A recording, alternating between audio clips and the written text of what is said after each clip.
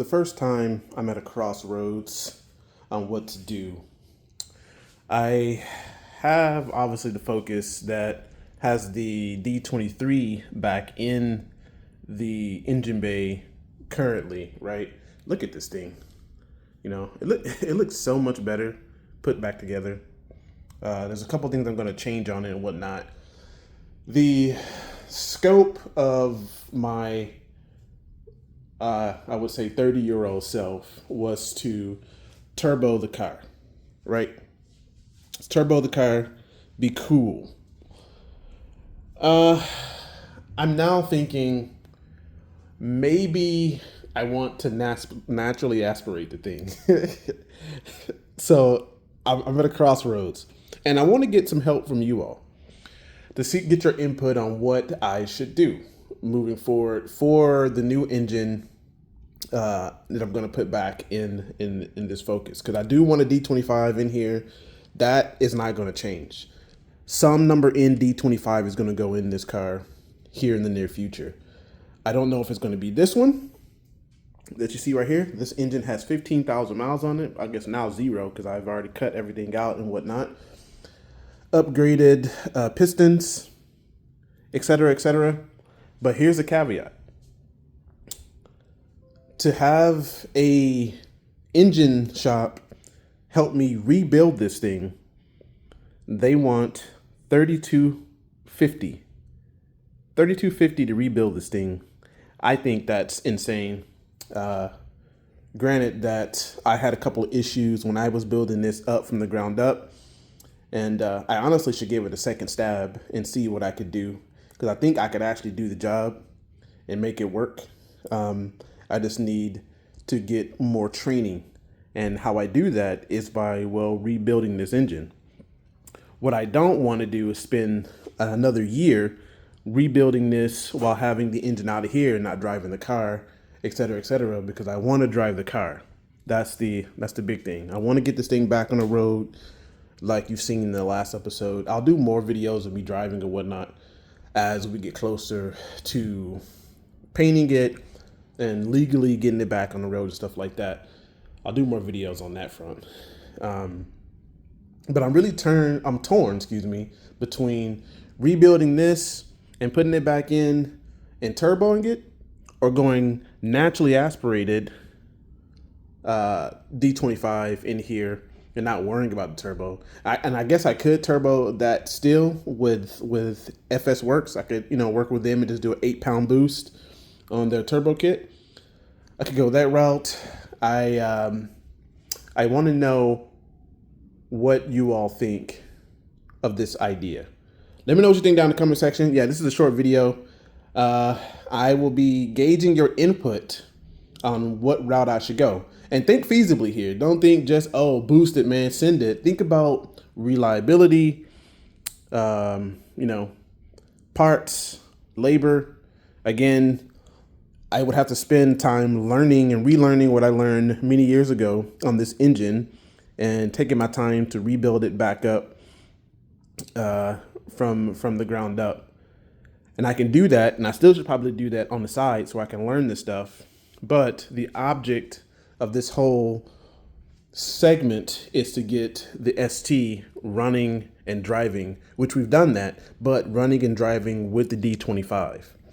It already has the upgraded transmission with the LSD, but I need to get it running with the D25. And if it is in the cards, we can do a turbo. But I'm kind of leaning back towards naturally aspirated. And in truth, I have another thing that I'm saving for, and that's a truck. And I'm having a hard time justifying buying, it's going to be a Tundra. I'm having a hard time buying a Tundra right now with the twin turbo V6 stuff. I want a V8, right? I want a V8, so I'm glad the mandate for EV stuff got dropped, thanks Trump. But I want a V8, and I don't want to have to depend on forced induction. And I don't know how I feel about that in the Focus, because I also am looking to get my Focus RS, and that one obviously is forced induction. It has a turbo. and all-wheel drive. And I have to have one for focused hands. I have to have a Focus RS. I cannot complete this channel without getting the Focus RS. So that is a task set before me for you all to see. The focused hands will have this Focus RS one day. I just want to get a truck first so that I can do other things with that process.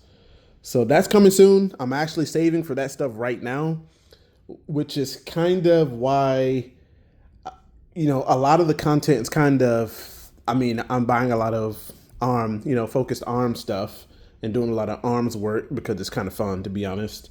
But you haven't seen much of this kind of stuff, spending, ends on just engine stuff, et cetera, mainly because I already have it. And secondly, because I'm saving for a truck, and not just no 5.5 foot bed truck, a Crew Max 6.5 foot bed truck, real man's truck. And I'm not with that 8.5 foot bed truck. That's a little long for me. But if you're doing tradesman stuff, hey, don't let me stand in your way. All right, do your thing, boss. Do your thing. But for me, 6.5 foot bed Crew Max is a sweet spot for what I want to do: camping, working, doing focused hand stuff, doing focused arm stuff. That's going to be my sweet spot. And then having this car, because this car isn't going anywhere. I don't care how long I have to keep it. I got a video going to come out about the shift tower. A lot of people have been hitting me up on that video asking to do an in-depth video of the shift tower, and I actually have an extra one that I can show you exactly what I did to fix the shearing. There's like a little pin that Ford put in there.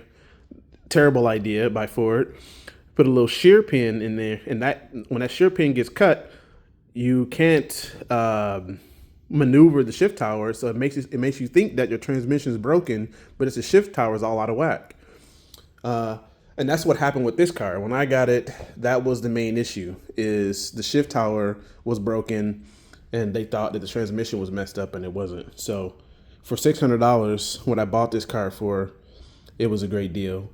And here we are today. Man, I can't, I'm sitting here. It doesn't do it justice, this camera. As I sit here and look at this car, Ford did a good job. I harp on Ford a lot about some of their ideals, but this car, this year model car, the engine and the transmission for this year model car, 2000 to 2010, Ford was almost perfect. Almost perfect. It did have some issues, and every car and manufacturer does, but this car was almost perfect. And that's why you see these things driving on the road today. These are 20-something-year-old car, and they're driving on the road today because of the longevity of these engines. The transmission, I'm not really a fan of the automatic transmission, to be honest. I'm more of a manual transmission. I like to shift my own gears that I've learned. But the automatic transmission is not my favorite. I think it's better than the Mach 3 transmissions of the 2012 to 2018 Focus. I think the 05, the 2000 through 2010s automatic transmissions are better than the Mark 3s, but I would prefer that over manual. And I started with a automatic transmission in my first Focus as the SES ZX4 model. So with that said, let me get your thoughts. Leave me a comment down in the comment section. Which route would you go? Would you go turboed or naturally aspirated? I can buy another 2.5 liter engine, D25 engine, and stick it in here. Do the work that I would have done on that engine, stick it in here, drive the car. That can be done, I would say, a month and a half. This, rebuilding it, even though I'm going to do so, will take me a lot longer to do. Parts, got to buy parts, got to clean up everything.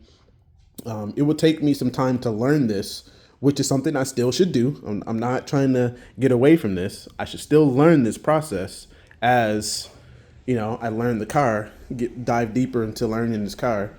But back on track, should I go turbo or naturally aspirated? You let me know down in the comment section. Peace.